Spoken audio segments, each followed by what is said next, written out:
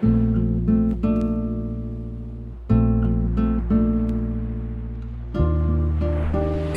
es Nandología.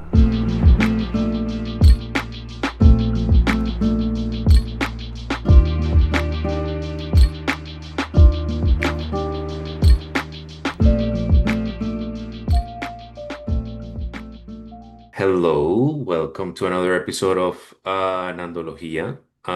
Today I have the immense pleasure of having a guest, someone that I've been following for a while in Substack. Substack has this thing where you meet these amazing authors. I'm talking, of course, about Pepper Maria. She is a writer, content creator. She's gonna launch a book soon. I know that you did post about showing the cover. I haven't seen it, but really looking forward to that.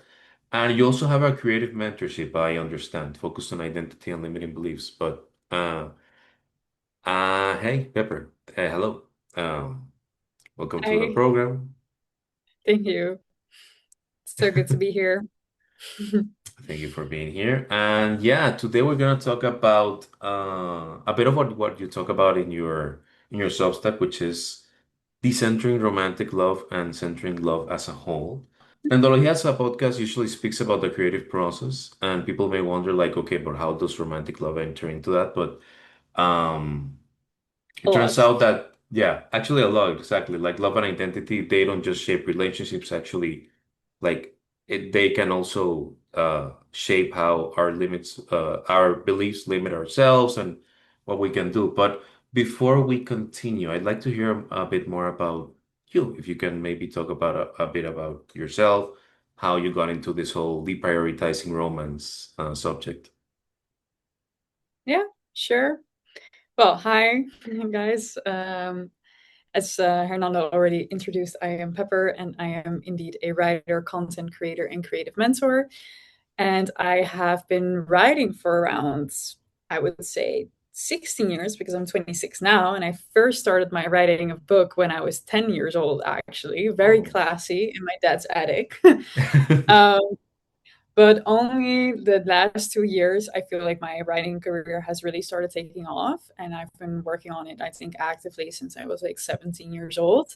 And I think a big shift the need for me was, when I was able to decenter romantic love for my life and center love as a whole, that things really started to shift for me because I had such a long time like yearning for romantic love and like that would somehow sort of complete my life while I was like I could focus on other things for like periods of time, but then when like romantic love would enter my life, I would kind of like put that like all of that like to the side again, and then you know once again romantic love became the center of my life. So that is also, I think, why today I am on this podcast, because I do think it really impacts many areas of our life beyond just romance. So, yeah, I don't know if that kind of answers your question. Yeah, no. That's a good introduction. And what do you think? I mean, you started mentioning it a bit, but what do you think was like I guess, the moment or the turning point that made you start questioning like that default romantic script in your life? Well, that actually really ties into me writing the book that is now going to come out this summer, because that was really not very intentionally a book about love. So that's kind of what it turned out to be now. And like the question, if people ask me what my book is about, I always say it's a memoir about my search for true love in today's society and if it still exists. But when I started writing that, I was not actually very aware of what it was going to be. I just had like this big question in my life because I felt so incredibly heartbroken at the time, because I actually just gotten out of a relationship where I found out that my ex-girlfriend at the time, like she cheated on me Oh. for basically our entire relationship. And that was already my third relationship in my life. And I was at the time, I think 25, 24. And I was just wondering, like, why is everything constantly like failing? Like, why am I now 25 and I've had three relationships that just didn't Like it's also, I feel like that relationship with my ex-girlfriend was like such a healthy relationship at the time, I thought. And then I found out that it wasn't that entire time. And before that, I kind of had like two a little bit more toxic relationships that were like pretty forward about the toxicity of it. But like the fact that I thought that I was in a healthy relationship and then it turned out to be not, that just kind of broke something else like deeply within me. And I just started questioning the role that romantic love had in my life. And then I started writing that book from like a place of pain, I guess, and like trying to understand what love and life in general is about. And then when I was in that process, I actually fell in love again. Mhm. So like I think around like 7 months after my breakup. And there I really had like the feeling of that I was like, okay, I think this is like the one for me. Like that I felt like that feeling, like I had like what I wish I always saw in the movies, and like I always also dreamed about as a child already. I felt like I had that enormous big amount of love for that person. And then um, I was just so incredibly happy and in love, and I was like, okay, this is it. And then he turned out to have like pretty big commitment issues, but at the same time, I also kind of figured out that I had commitment issues as well.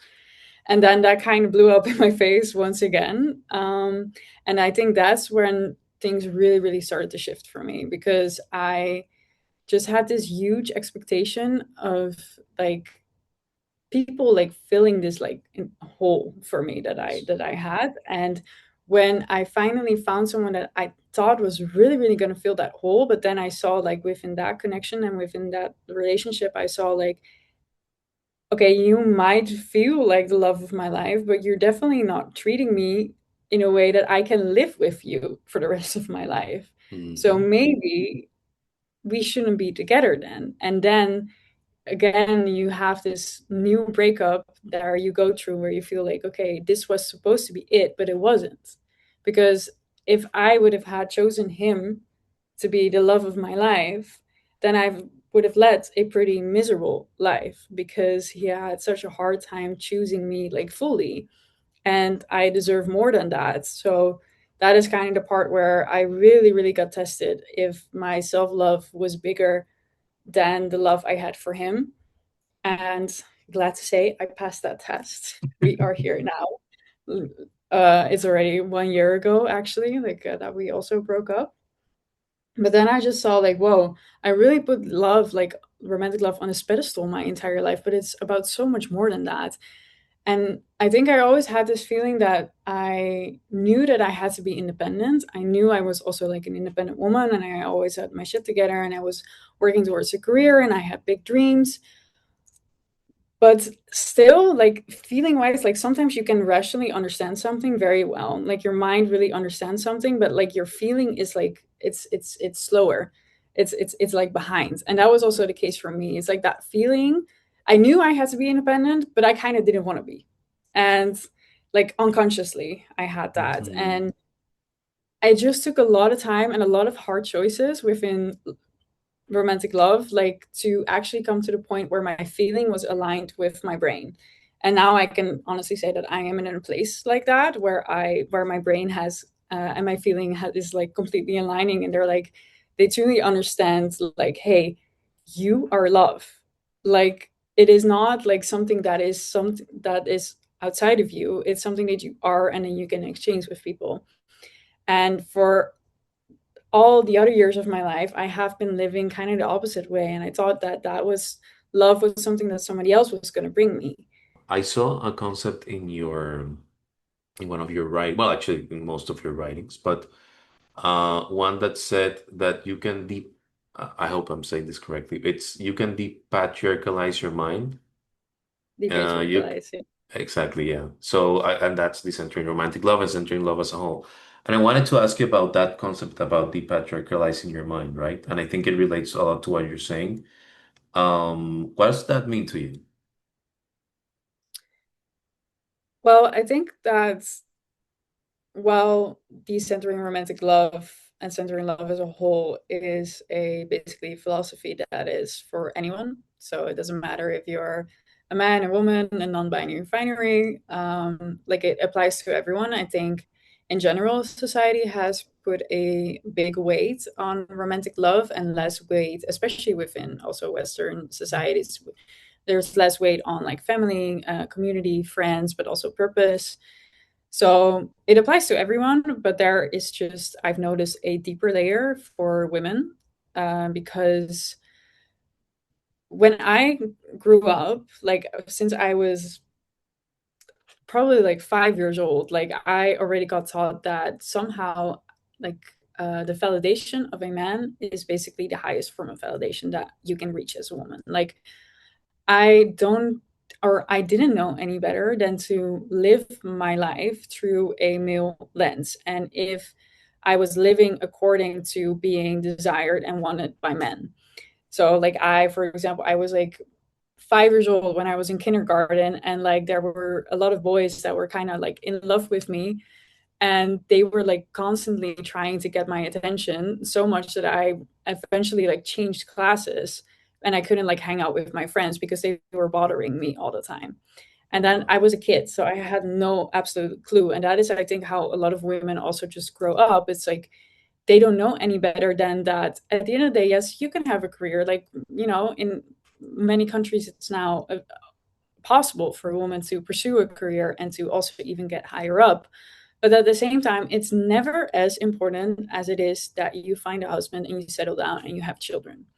Because I am now 26 years old, but there is going to come a day where I am 30 and I'm going to get questions all the time because I know that from my friends that are over 30 that are going to go with questions like, yeah, but isn't your clock like ticking? Like, shouldn't you be worried about settling down and having children? Because, that's kind of what you're supposed to do. So there is this extra layer for women when it comes to like the pressure of like settling down and also having failed as a woman if you don't find a husband and have children. So, and then there's just this lens that you live your life through where it's like if you lack male validation, then you lack in a way status. And that is like super crazy to say out loud, but it is what it is. And I think I really noticed with myself that I, as a woman, was really, really attached to that.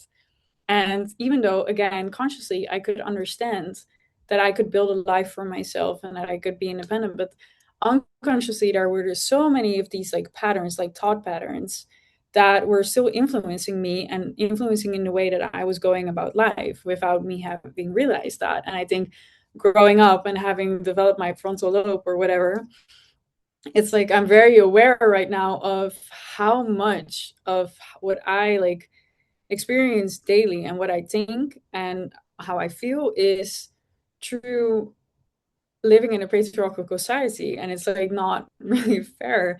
And I have definitely been opened up to how deep that goes. And when you're in it and you're like, fuck man, that is like it's intertwined in everything. And it's also really intertwined in how we approach relationships. And that is like when you depatriarchalize your mind, you are like saying like, okay, I see that there is a system that has a very huge impact on my life, and I choose to like debunk that, to break it down. And I feel like in general as humans we should just do that because we not only live in a patriarchal system, we also live in an incredibly racist system.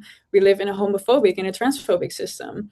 So to and that's just the way we grew up, even though we can have like very let's say liberated parents and like that they are not like putting that on you, you're still going to pick that up somewhere because it's just how the world is made.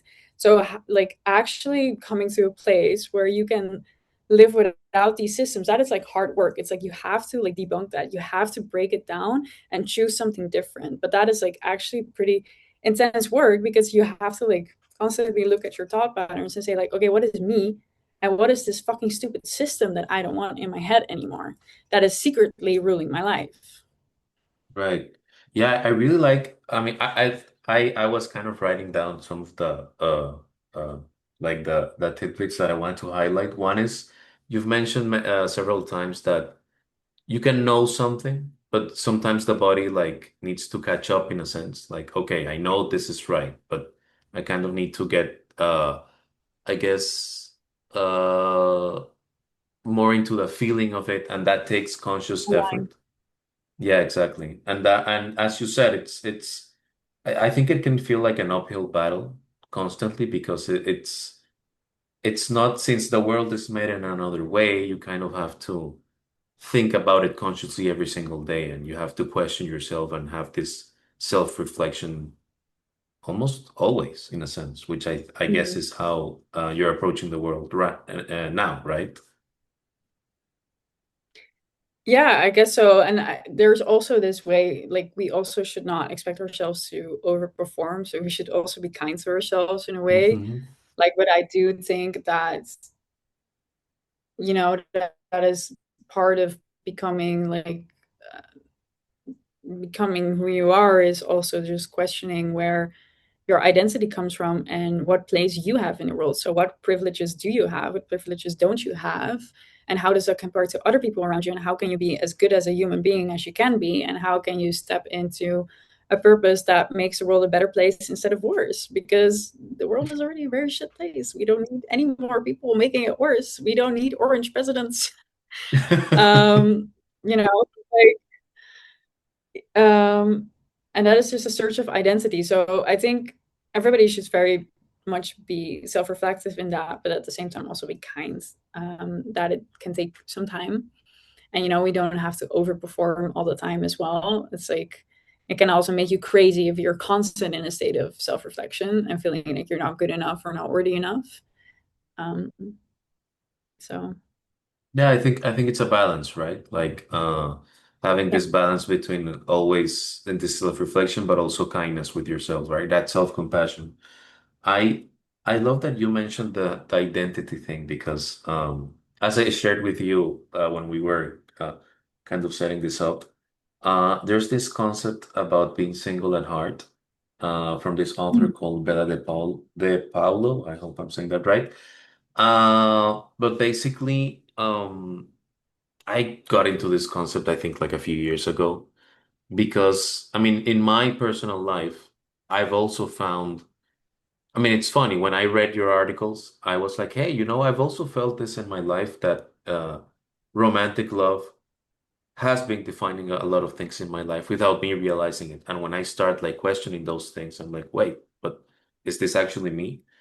And the single at heart concept is basically, I mean, it's funny because it's a lot of what you're saying. It's not renouncing romantic love or no, I'm never gonna fall in love or whatever. I mean, you can still do that because it's only human, right? But it's about yeah, not making it the reason for your existence, right? Like, oh, yeah, if I don't get this, then um, I don't know, my life has no meaning, which is kind of like what you're saying, right? Like, yeah. in exactly in your case, you were saying like, if I don't get a man's love, for example, in this patriarchal society, then what's the point or whatever. But in this case, it's you can have meaning in your life with many other things, and I really like that. For example, in your case, you mentioned like when you descend to romantic love, you're not renouncing love. Love is in many other places, right? So, Yeah. uh, yeah, and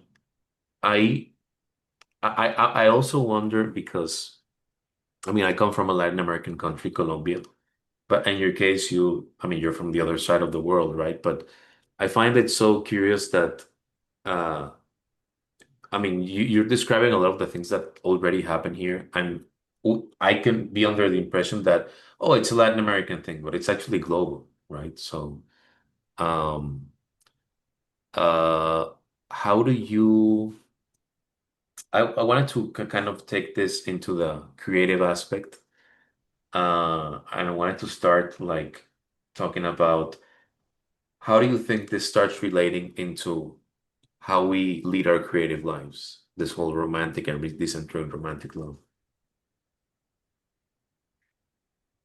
I think there are kind of two sides to Okay. that. How it like affects you creatively. I think one of the things that I see happen with myself, I saw, and which I still see happen today with a lot of people and creative people, especially, is that they have an insecure attachment style, basically, Hmm. and that really influences the way that they can live up to their potential. Because if you have an insecure attachment style, so not, and it's basically anything that is not secure, you clench on to like romantic love and to romantic love trauma, basically.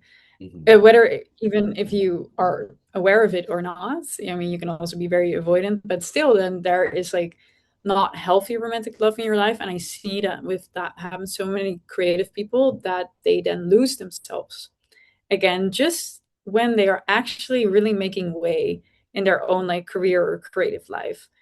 And that is like, I think there's this, um, it is has so much more impact than I think a lot of people realize. Is like if you aren't able to, like, because at the end of the day, insecure attachment also has a lot to do with your self-worth. And if you really want to make it career wise, and especially as in a creative career, like you have to be one of the top performing 1% people at the end of the day. That is just what it is, because it's a very competitive field. And it's, how do you say, it's also not something that is often like really supported by the government to be able to grow. So you just have a lot of competition in that way. And the only way that you're really really going to make it, if you combine your talent with your discipline. And but if you are like on track for a while and you are doing your shit, but then you lose yourself after a few months again in a romantic romance, and when you're just unhealthily attached, that person just becomes your world, and then everything else goes to the background again. But when you are trying to pursue a creative career, you cannot do that, because like you don't need a few months to make your creative career happen. You need a few years, maybe even 10 plus years, to come to a moment where everything like tip points. And I think a lot of people, that's also something that I've seen with people that I have spoken with and worked with, is that they think like, okay, I'm just gonna, like, for my creative career, it's something that I'm gonna do when I have a few months out of work, for example. Hmm. And then I'm gonna write a book, or I'm gonna start make a documentary or whatever, and then that is going to launch my creative career. But the actual reality is that 9 out of 10 times you have to do all of that next to your 9 to 5 for a pretty long time, because it's not those few months. If you start from scratch and you don't have any creative routine, you don't have any like structure around your creations, and actually bringing it to life and also letting it be seen by people and already being comfortable with that, a few months is not going to do it. And then the same goes for like, you can compare it to romantic love as well. Like if you are like doing it for a few months, even next to your 9 to 5, and you're doing all your shit, but then a romantic interest comes along and you completely lose yourself in it, and all of your creative nights go out of the window. All your passion projects are like, okay, no, no, no, I think I'm going to launch it like maybe March. Okay, no, maybe May. And you're pushing it because your full attention is not on it anymore. And I think that is something that also people who create art are like 9 out of 10 times just such like loving, dramatic people as well. Like I myself too, like I Hmm. also love a little bit of passion and like, how would you say, like a little bit of wilderness in my life and Okay. whatever, also for inspiration in a way. And that's also why I feel like so many creative people also do have maybe some, in a way, attachment issues, and that really is standing in their way of them living up to their full potential. And that is like a little bit of a hot take that I think a lot of people don't realize yet, because they always think it's about, because it's career, right? It's like not, and like, yeah, separation of like home and church. Do you say that? Is that a Right. saying in Not exactly, it's, but it's a saying. I get your point. Yeah, Yeah, yeah, yeah. But it's yeah. not, it's all intertwined. Exactly. Yeah, they bleed into each other, right? I mean, there's you can kind of separate them, but at the end of the day, they influence each other. I was wondering how you viewed the concept of self-worth and limiting beliefs, and how it relates to both how we center or decenter romantic love, and also how that when you kind of turn the tables and start looking more into your creative pursuits, how that self-worth concept uh, fits into that. Yeah. Honestly, when it comes to like self-worth, that I think that is one of the biggest thing that has an influence on whether or not we can create, but also whether or not we can healthily love someone. Because at the end of the day, you have to think that you are worthy of all of the dreams that you possess. And Hmm. that is honestly, I've noticed like now that I'm really getting into a space where I have a lot of routine, structure, and discipline when it comes to my creations. And I really came to a point where I was like, okay, this creative career that I've been dreaming about my entire life, like it is now or never. Like I'm gonna fully go for it and make it happen. Like I got immensely confronted with my self-worth and my self-respect and my self-trust and my self-love. Like I've had to push myself so much in many situations, and underneath all of that, like everything that is like, outside, like for example, posting every day, staying consistent, showing up, or like publishing an article, which I did in the beginning. I published like 40 Substack articles, or like every week, like for 40 weeks long. I did that every week. And you think like, oh, it's the actual like hard work. It's like the literal labor that you're putting into it, which is the hardest part. Absolutely not. It's absolutely working on your self-worth, your self-love, your self-trust, and your self-respect. Like that is the hardest part, because you are gonna trigger the fuck out of your nervous system. Because there's a reason why you don't have a successful creative career yet. There's a reason for that. That is like the only one that is standing in between you and making it, it really is you. And Hmm. basically you with what you believe that you are capable of. And that is something that I had to face immensely, especially in the last year. And that all of the things that I was doing, staying consistent and everything, that was like that it asked the most of me, but not in a way like of actual work, but just in self-identity work and looking at myself in the mirror and like, do you believe in yourself? Like, do you actually think you can do this? Do you think you're worthy enough to be seen, to be heard? Do you actually think that? Because I don't think so. And honestly, I've had so many mental breakdowns you don't even want to know this year. Oh. And and I think that is something that I definitely underestimated. Like, and I think honestly, it's not talked about enough how incredibly hurtful it can be to achieve your dreams.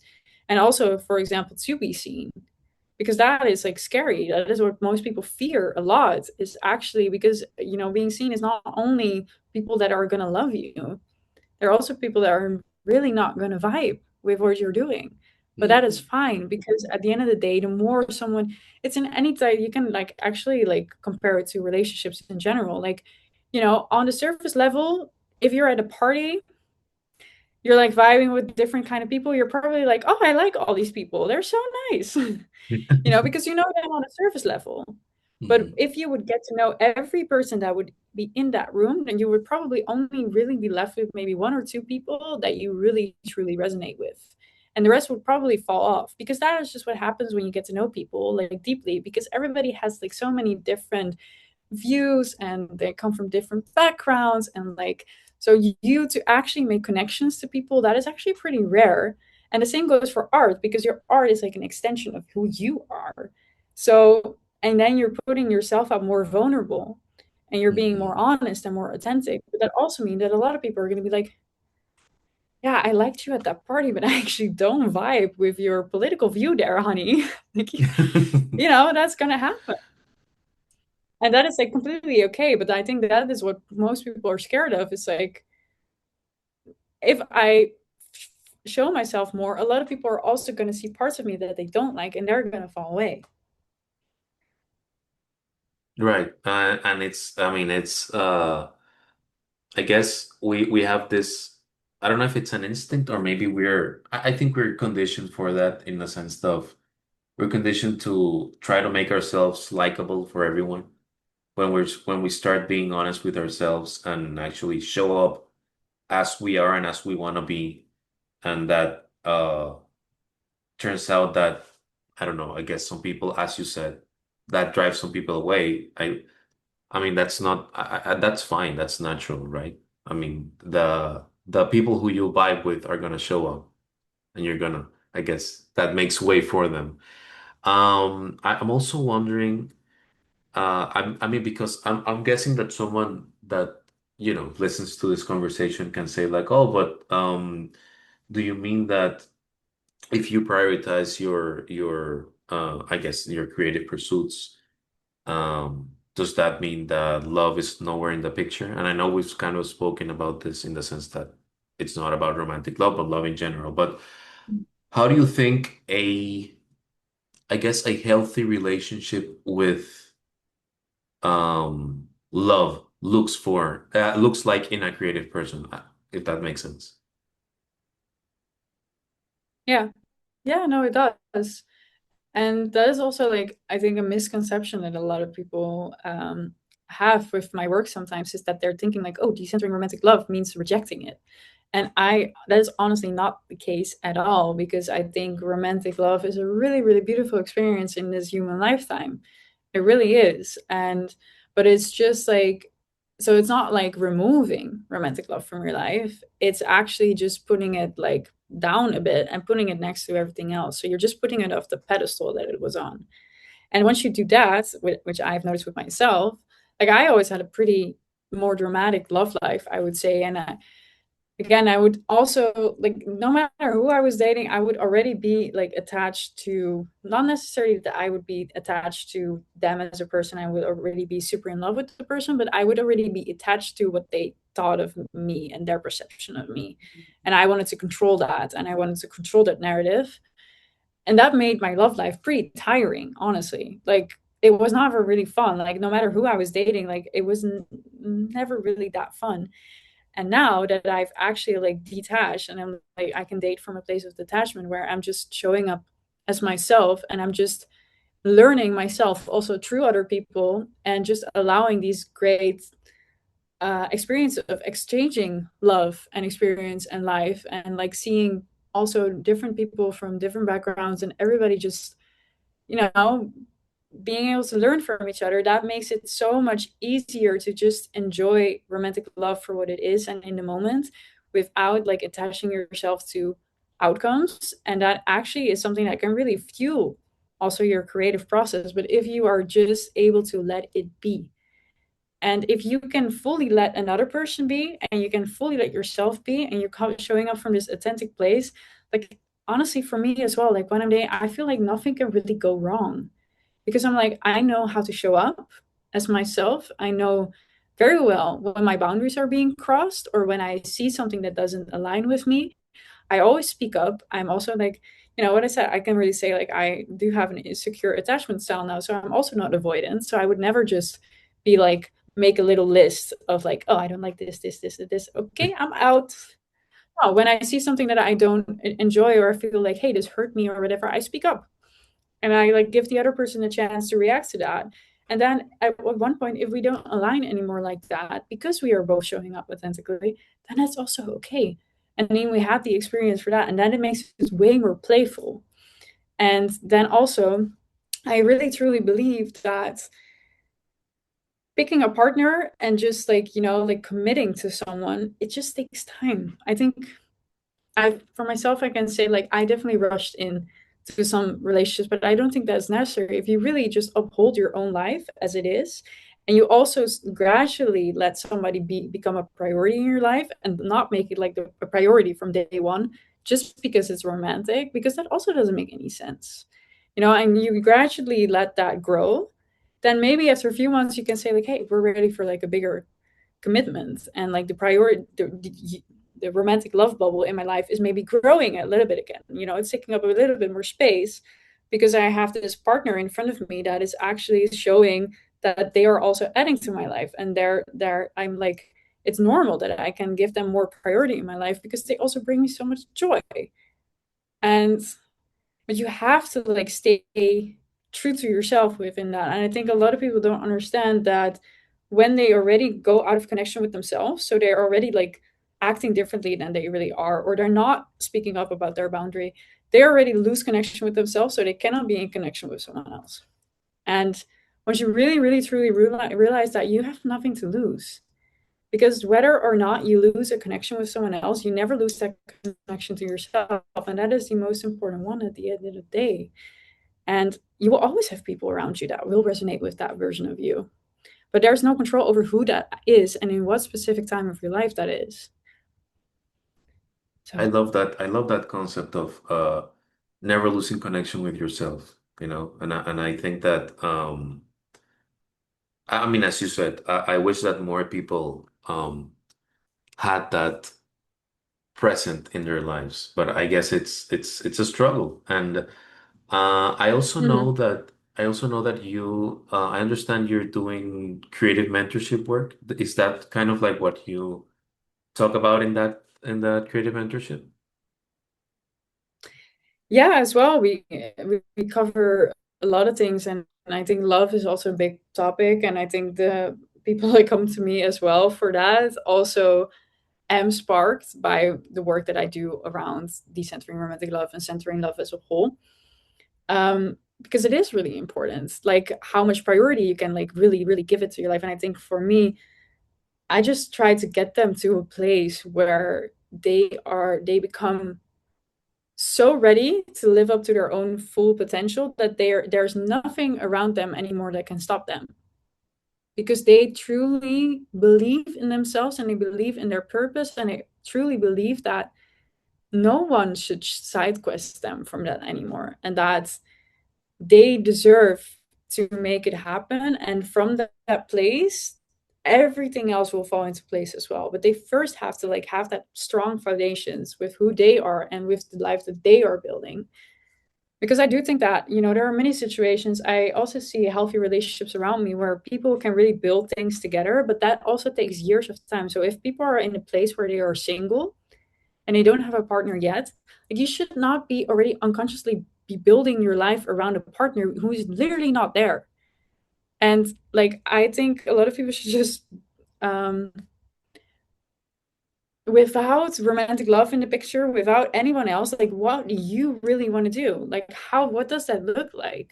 And then go chase that, and then the right people, even with friends as well, and just and romantic love as well, and business partnerships, that you will then find like the really aligned partnerships, because you are living in your purpose. And then it is 100% a way better match for you if you are living so authentically, and you're chasing your dreams and fully living and like embodying that, and you feel like, yes, I am love, I am abundance, I'm everything that I need. And then you can have this other person next to you that is the same, and it's like, oh my god, but if you are love and I am love too, then we are that together. That's amazing.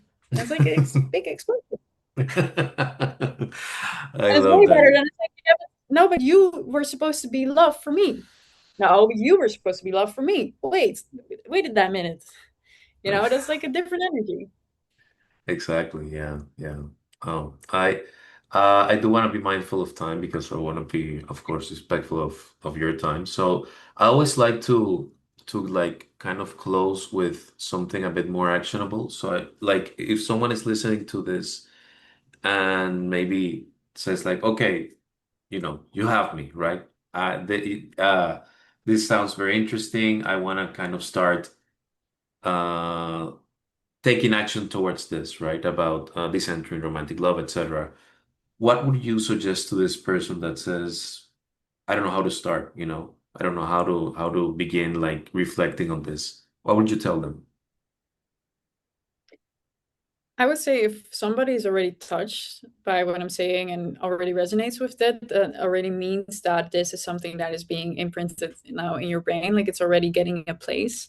Hmm. And I would actually really suggest in any type of work, so even if that is for your creative pursuit or for your also just decentering romantic love in general, that focus on getting your feelings aligned with your brain, which I was already talking about earlier in this episode. And that just means that there will be like understanding that there will be a time where that is not the case yet.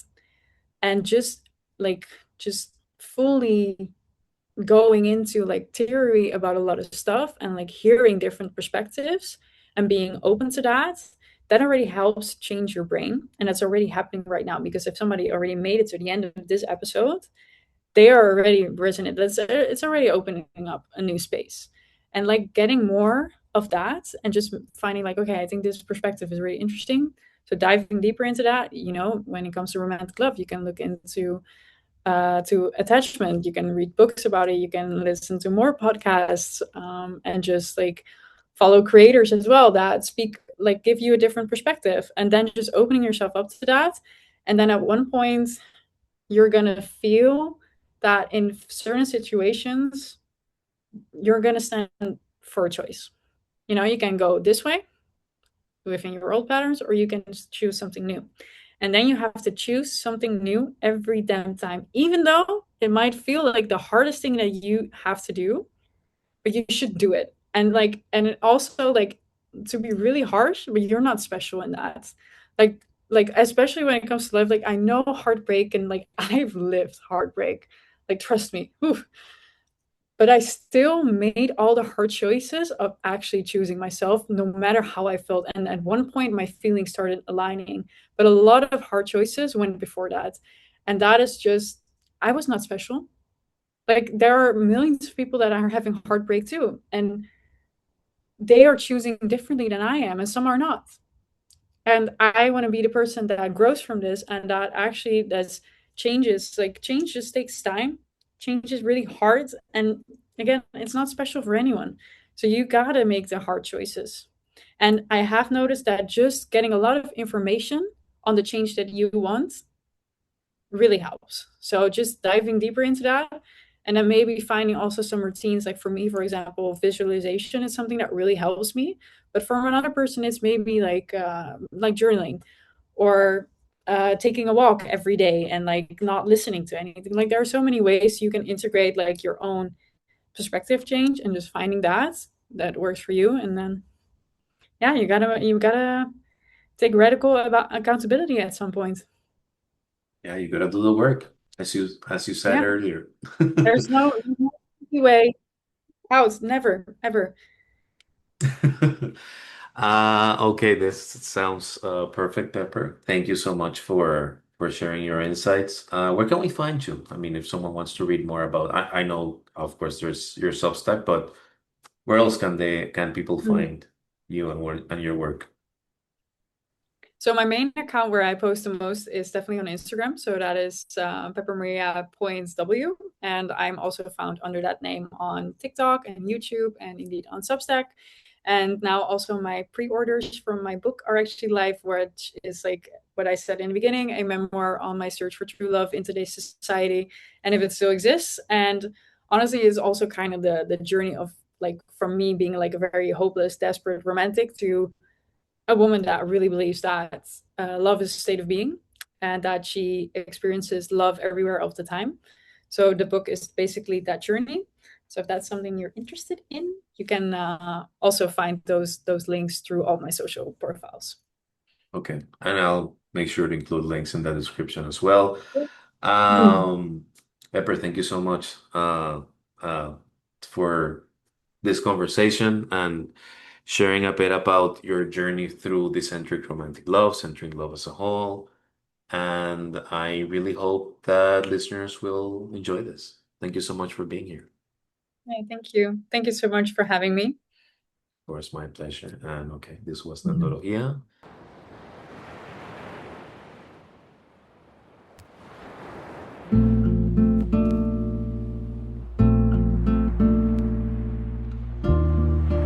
Esto es Nandología.